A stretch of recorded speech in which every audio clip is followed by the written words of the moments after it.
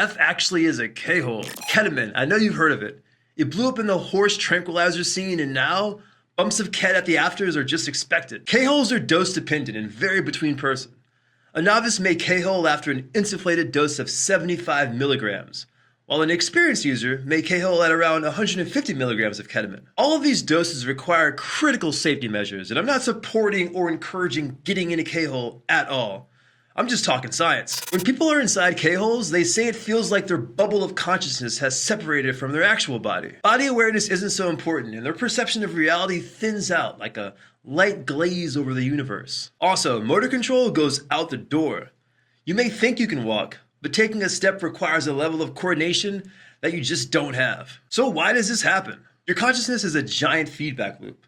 Areas of your brain are constantly talking to other areas, fact-checking what other areas of your brain are doing, then creating consciousness based on this information. The first area that loses this feedback is your vestibular system.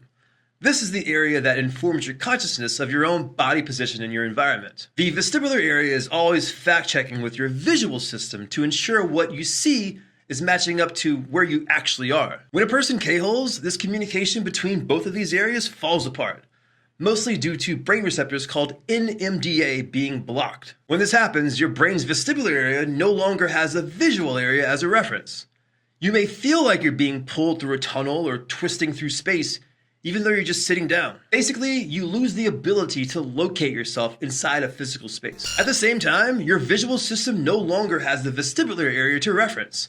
So your vision loses depth perception and everything tends to flatten. The edges of objects and your environment become less defined, and it may feel like you're looking inside a telescope or a tunnel. Combine that with the vestibular feeling of being inside a tunnel, and you have all the mental ingredients to create a K-hole. In short, a K-hole is your brain trying to generate consciousness.